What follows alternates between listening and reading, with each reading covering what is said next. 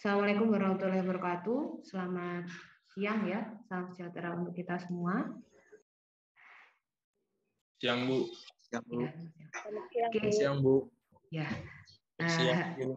Ya, selamat siang. Oke, hari ini kita lanjut untuk belajar ekonomi tekniknya ya. Hari ini kita belajar dulu konsep ekonomi teknik itu bagaimana. Untuk yang belum nyalakan video, dinyalakan ya. Oke, baik. Saya share materinya dulu. Kita hari ini belajar tentang konsep ekonomi teknik.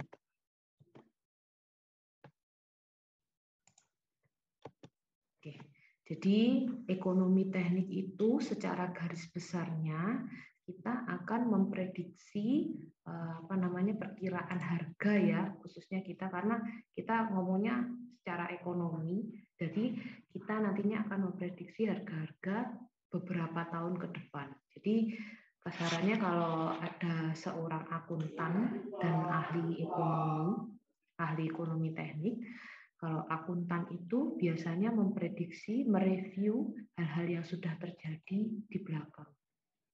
Tapi kalau untuk ahli ekonomi teknik, jadi kita akan melihat future ke depan. Namun kalau misalkan kita ngomong tentang manajer teknik, nanti kan ada itu ya, kalau kalian, ini sudah ada yang PKL belum?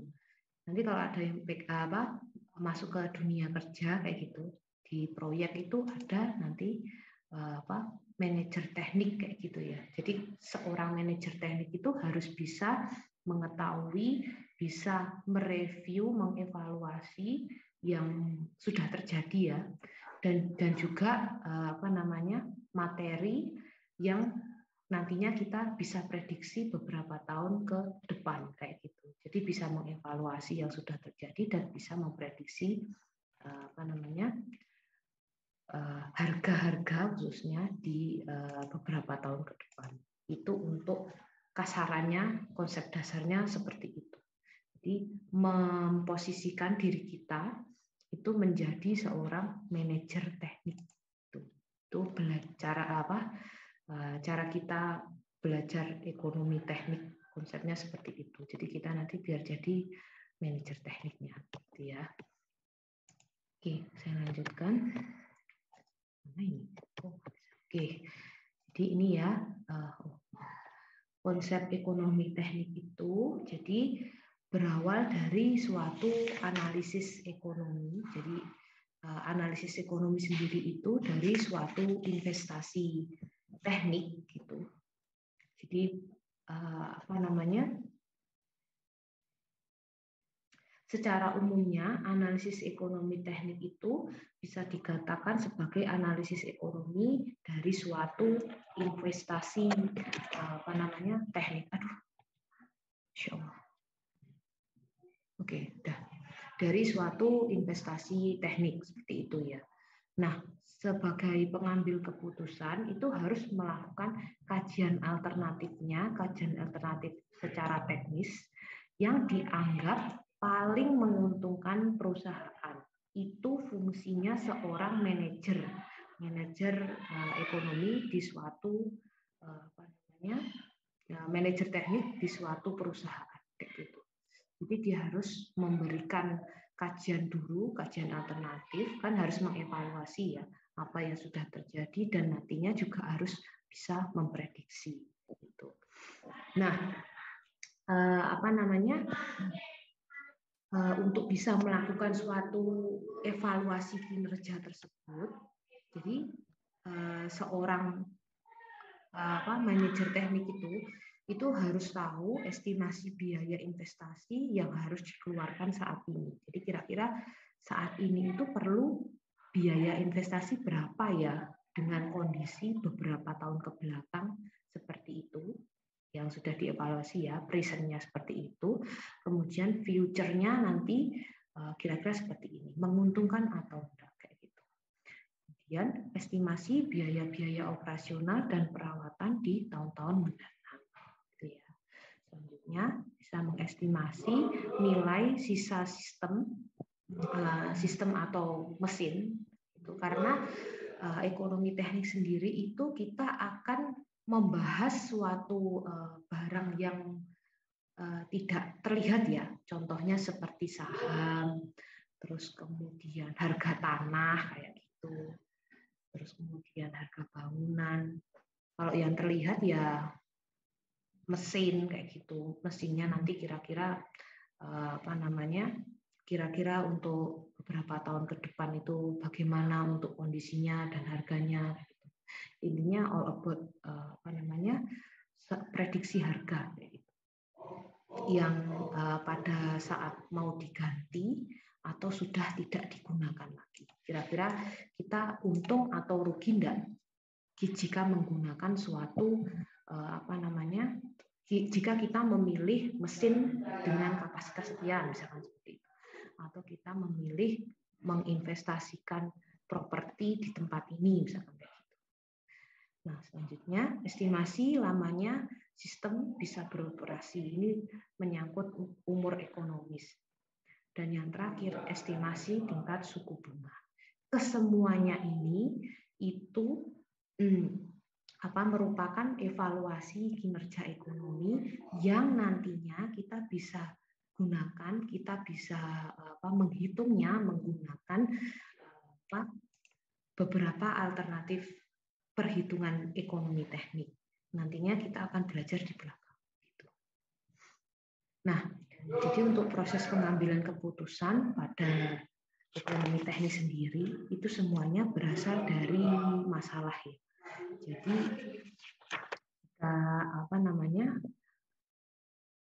suatu proses pengambilan keputusan itu biasanya terjadi itu dari masalah tersebut itu karena biasanya setiap investasi atau proyek bisa dikerjakan dengan lebih dari satu cara, sehingga harus ada proses pemilihan. Jadi kita sendiri sebagai manajer teknik itu memberikan pilihan kayak gitu ya, lebih benefit yang mana, lebih menguntungkan yang mana antara cara yang A dengan cara yang B. Memberikan opsi pun juga memberikan suatu solusi kayak gitu. Terus kemudian sumber daya yang tersedia untuk melakukan suatu investasi selalu terbatas, sehingga tidak semua alternatif bisa dikerjakan. Jadi dipilih yang menguntungkan. Jadi kita sebagai manajer itu juga harus pintar mereview, melihat sumber daya yang ada. Misalkan kita punya uang 1.000, tapi kita juga punya anak buah gitu ya. Berapa sih anak buah yang kita butuhkan, karyawan yang kita butuhkan dengan kita punya uang 1.000 ini gitu. Jadi karyawan itu tetap ada, kita tetap bisa menggaji, itu caranya bagaimana. Jadi harus ada alternatifnya gitu ya. Apakah kita mempunyai banyak karyawan dengan uang 1.000 tersebut, atau kita punya cukup karyawan dengan uang 1.000 tersebut gitu. Jadi kerjaan tetap jalan, tapi kita juga bisa menggaji mereka. Kayak gitu kasarannya.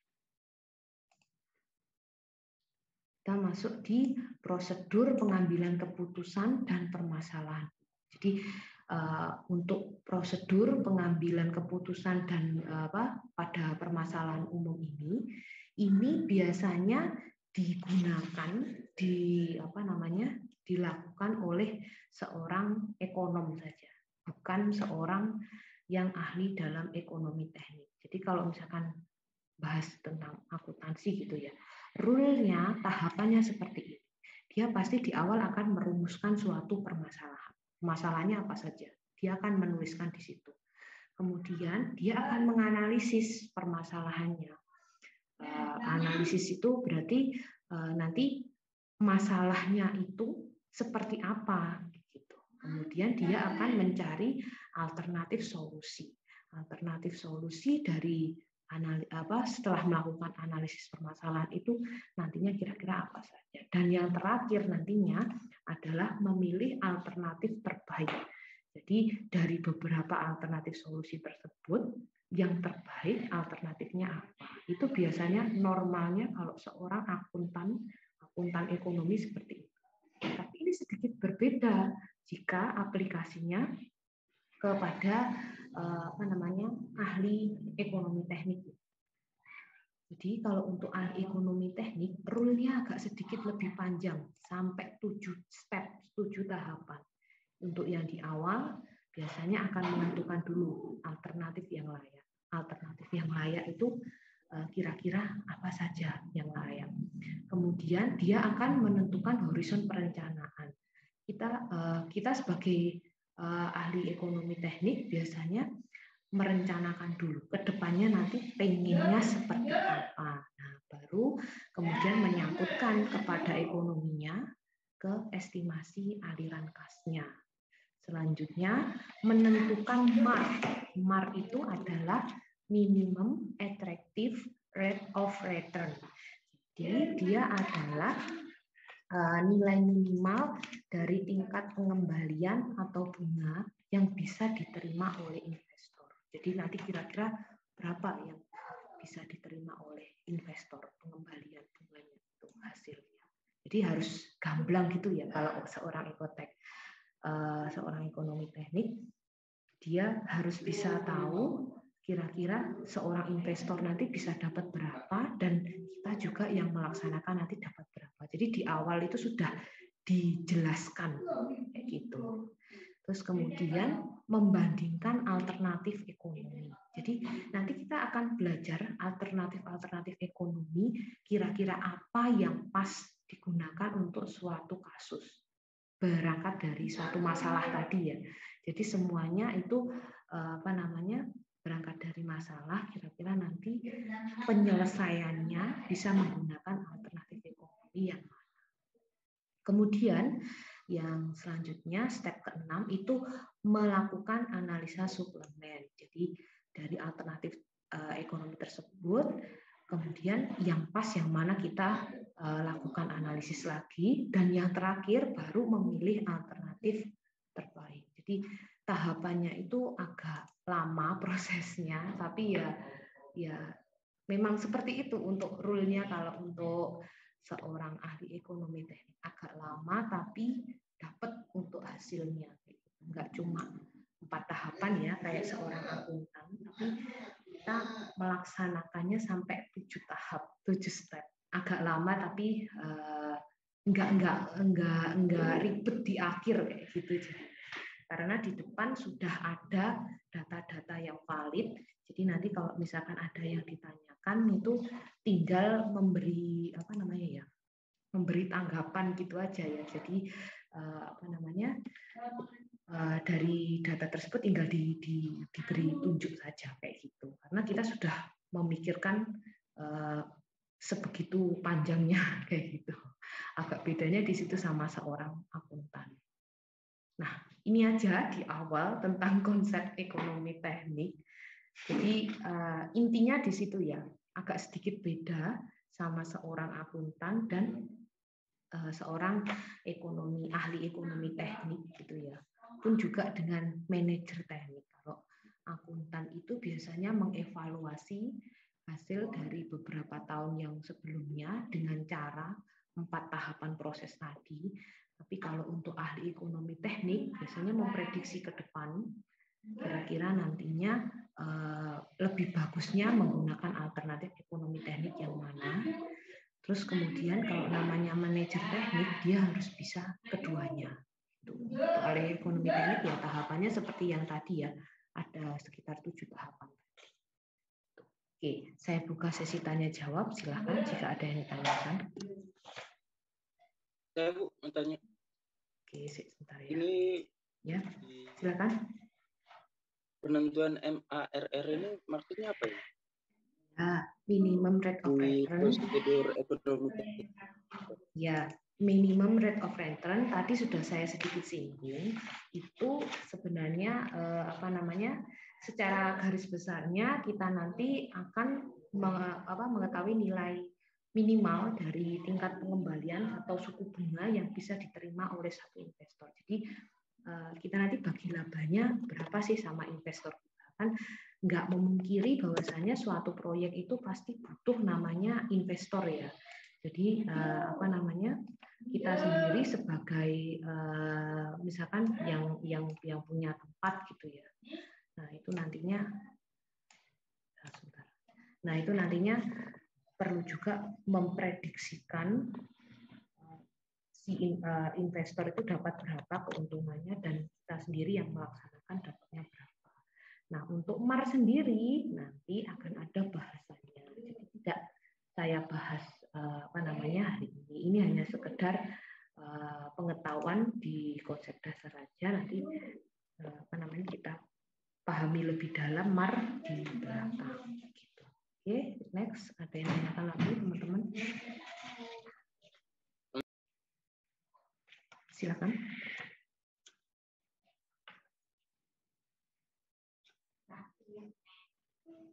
Silakan, teman-teman. Untuk MAR itu nanti kita akan belajar di pemilihan alternatif ekonomi ya. Di situ nanti ada bahasan tentang MAR. Kalau kalian buka RTS kalian. Oke, silakan untuk yang lain. Gus Mulyadi, ada yang tanyakan?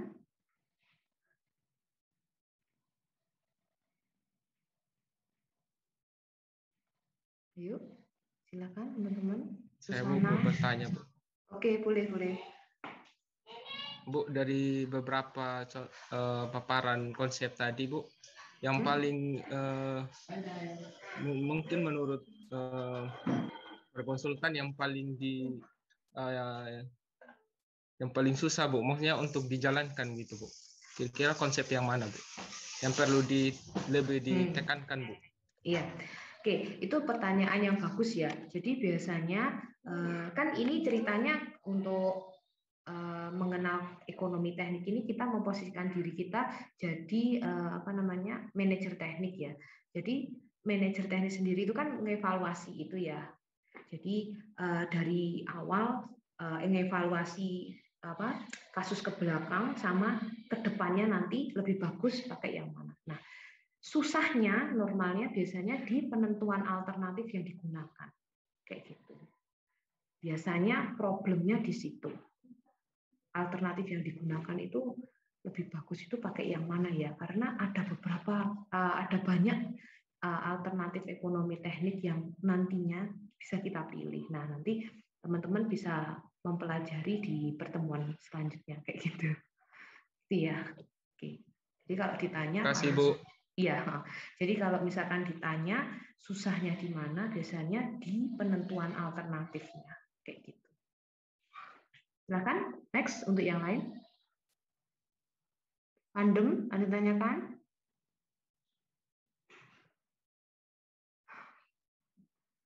Yuk,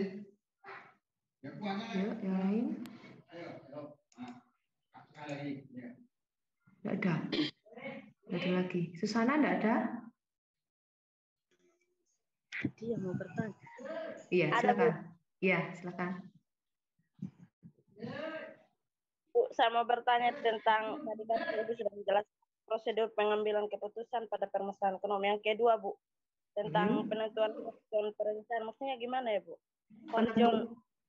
Horizon perencanaan. Oh ya, oke. Terima kasih Susana. Jadi maksudnya untuk horizon perencanaan itu kita perlu membuat roadmap. Jadi map-nya kira-kira nanti ke depannya itu apa saja yang perlu dilakukan pada suatu proyek ini gitu. Jadi kemudian nanti kita baru mengestimasikan aliran kasnya kayak gitu. Aliran kas itu maksudnya keuangannya gitu ya. Jadi misalkan ke depan saya mau membuat suatu bisnis properti gitu ya, properti perumahan. Properti perumahan yang seperti apa? Residence kah atau hanya FLPP? FLPP itu yang perumahan dengan subsidi. Kalau yang residence itu kan yang kategori cenderung menengah ke atas ya. Jadi bisa dibilang lebih mahal ya dari FLPP itu. Nah, kemudian kita harus melihat estimasi aliran kasnya untuk depannya. Jadi harus horizon perencanaan itu maksudnya kita mau ranahnya proyeknya ini kemana setelah menentukan alternatif yang layak kayak gitu. Jadi alternatifnya nanti uangnya ke depannya mau dibuat itu tadi ya, perumahan. Perumahan seperti apa perencanaannya gitu. Jadi harus jelas, kemudian baru diimbangi dilaksanakan selanjutnya dengan estimasi aliran kas tersebut. Kayak gitu ya, Susana. Gimana? Iya, Bu. Terima kasih, Bu. Oke, next yang lain.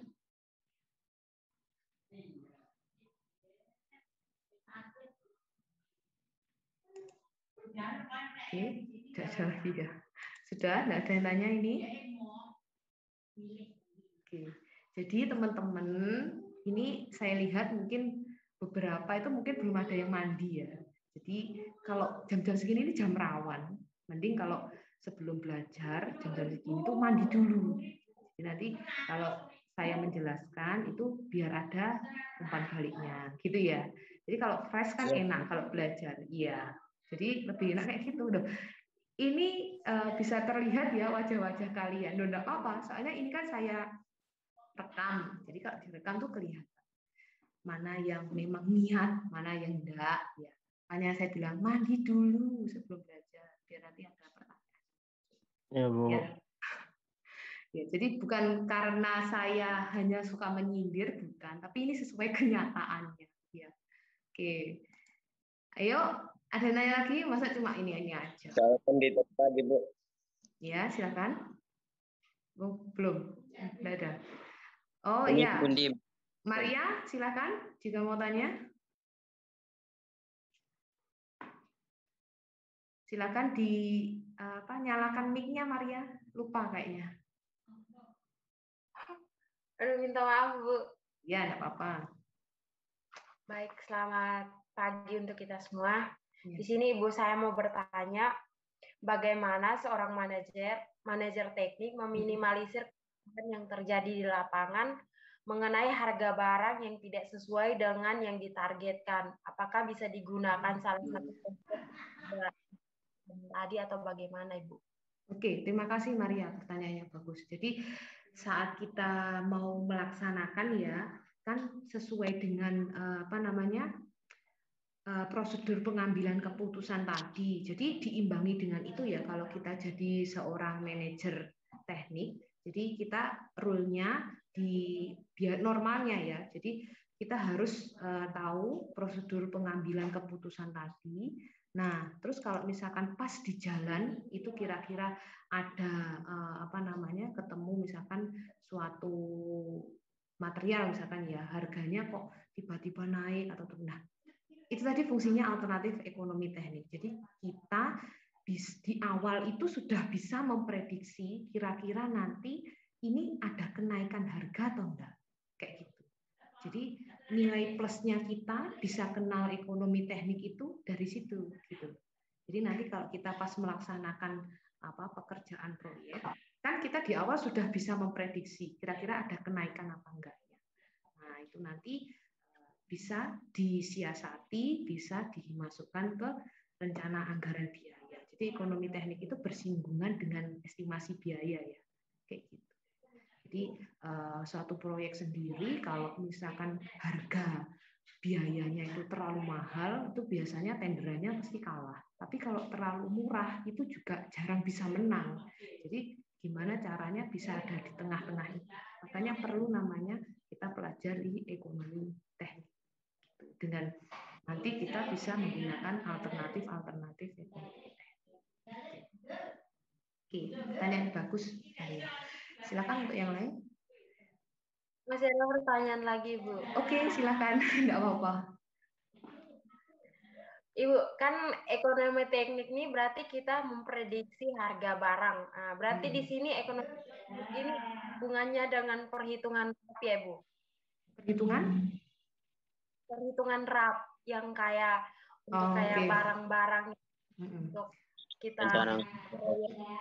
Iya, oke. Ya Maria, saya paham. Jadi gini, ekonomi teknik sendiri itu dia nanti akan memprediksi harga ya. Iya benar, dia akan berkesinambungan dengan estimasi biaya, bisa disinggungkan di situ. Namun kalau untuk estimasi biaya sendiri, kan kalau misalkan tenderannya itu kita pakai untuk tahun ini gitu ya. Untuk harga itu kan biasanya lokal. Kalau tiba-tiba ada kenaikan itu nantinya juga sudah ada sudah ada gimana ya ngomongnya ya, ada kebijakan sendiri gitu dari pihak proyeknya kayak gitu. Nah, tapi kalau lebih ditekankan lagi untuk alternatif ekonomi teknik ini bukan hanya cenderung ke barang, tapi dia lebih besar lagi, lebih ke sahamnya, harga propertinya secara global gitu. Jadi nggak per item. Kalau kita ngomong estimasi biaya barang itu kan lebih ke itemnya ya, per item kayak gitu. Ya, ini secara globalnya kayak gitu. Jadi sepemahaman saya seperti itu ya, lebih ke globalnya, bukan hanya harga per itemnya. Nah, kalau kita ngomong tentang harga material itu kan pasti kecil-kecil ya, kayak besi, terus kemudian semen gitu. Ini globalnya. Oh, kalau misalkan kita buat rumah tipe 40 itu biasanya habisnya sekian. Nah, globalnya itu yang kita gunakan. Kedepannya kira-kira untuk 5 tahun ke depan dengan kondisi keuangan seperti ini, itu kira-kira untuk di Indonesia berapa ya rumah tipe 40 5 tahun ke depan kayak gitu. Iya, memang benar masih berhubungan dengan RAB, estimasi biaya, tapi lebih ke globalnya, mungkin ke rekapitulasinya. Jadi kita bahasnya lebih besar. Kalau untuk item-item kecilnya itu bisa secara internal ya, tidak perlu sampai alternatif ekonomi yang dipakai, yang digunakan. Karena mungkin kalau kenaikan barang itu nggak sampai jutaan, nggak sampai M kan ya, miliaran kan. Tapi lagi kalau kita bahas secara global itu biasanya kayak gitu, bisa kena sampai miliaran triliunan. Oke, yang lain? Ya Bu, pertanyaan terakhir. Oke, silakan. Jadi begini, kan di konsep dasarnya ini pengambilan keputusan harus melakukan kajian alternatif secara teknis yang dianggap paling menguntungkan perusahaan. Jadi, ya. Jadi kalau misalnya manajernya hanya pro terhadap perusahaan, berarti ada kemungkinan manajer melakukan main curang gitu, Bu. Bisa nggak, Bu? Misalnya menurunkan kualitas bangunan atau kuantitas dari suatu bangunan agar lebih menguntungkan perusahaannya. Iya. Oke, terima kasih Ardianto pertanyaannya. Jadi kalau untuk seorang manajer ya itu susahnya di situ. Jadi kita harus sebagai seorang manajer itu harus netral ya. Jadi nggak ke perusahaan, nggak juga nantinya ke lihat di luar aja, enggak seperti itu. Jadi kita harus netral di tengah-tengah. Gimana caranya? Karena kita juga harus bekerja secara profesional gitu ya. Nah, kemudian untuk alternatif tersebut, ya kita juga harus mengevaluasi keseluruhan. Jadi usahakan kita ya bekerja profesional tersebut, balik ke situ lagi. Kalau hanya pro ke perusahaan dengan tidak melihat nilai-nilai di sekitar, saya rasa perusahaannya juga ikut rugi deh, karena kita kunci di perusahaan tersebut kayak gitu. Kan kita manajernya. Kalau manajernya aja hanya pro ke perusahaan dan kemudian tidak melihat tren di sekitar ya, tren global. Nah, nanti bisa-bisa kita juga rugi, perusahaan kan ikut rugi juga. Nggak cuma si manajernya, tapi juga perusahaannya kayak gitu. Itu kalau dari saya. Makanya kalau nanti kalian mulai bekerja harus profesional gitu ya. Oke. Terima kasih. Ya, oke. Ada tanya lagi? Sudah? Mau bertanya. Oke, silakan. Jadi begini Bu, apakah ini ada tahapan-tahapan untuk analisis ekonomi teknik gitu? Ya, saya tadi sudah menjelaskan ya terkait analisa ekonomi teknik. Jadi nanti untuk analisa ekonomi teknik itu sendiri akan ada alternatif ekonomi yang perlu kita bahas. Nah, nanti bahasnya enggak sekarang, Mas. Tapi ini masih di awal kan konsepnya. Jadi kita akan bahas di belakang untuk alternatifnya. Iya, kita bahas di pertemuan selanjutnya untuk alternatif ekonomi teknik. Oke, yang lain cukup? Oke, baik. Oke, ya mungkin itu aja ya perwakilan pertanyaan dari teman-teman terkait materi awal kita, konsep dasar ekonomi teknik. Saya rasa cukup menarik ya buat kalian, gimana nanti caranya kalian bisa menjadi seorang manajer teknik yang handal nantinya saat ada di lapangan kayak gitu. Jadi semoga ke depannya kita belajar lebih happy lagi ya gitu. Oh iya, saya juga masih ada tanggungan ke kalian buat memberikan e-book. Ini dari kemarin kok belum ketemu. Nanti sambil jalan nanti saya beri juga.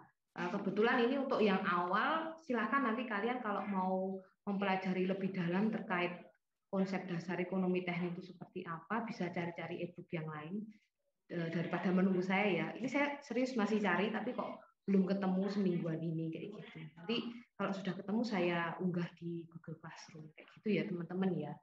Oke, ada yang tanyakan lagi? Sudah cukup? Cukup. Oke, baik. Nanti kita ketemu minggu depan ya. Oke, minggu depan kita akan membahas tentang bunga dan rumus bunga ya. Bunga dan rumus bunga ini nanti agak panjang, kemungkinan nggak bisa selesai kalau misalkan satu pertemuan, mungkin sampai 2 pertemuan kemungkinan kayak gitu. Oke, bunga dan rumus bunga saya rasa materinya ada banyak di Google. Nanti silakan teman-teman bisa lihat materinya, coba cari-cari dulu sembari nunggu ibu saya. Itu ya teman-teman ya. Oke, saya akhiri kuliah hari ini, pertemuan kedua ya. Terima kasih, selamat siang. Assalamualaikum warahmatullahi wabarakatuh. Terima kasih Bu. Salam Selamat siang Bu. Iya. Terima kasih Bu. Sehat selalu ya. Ya.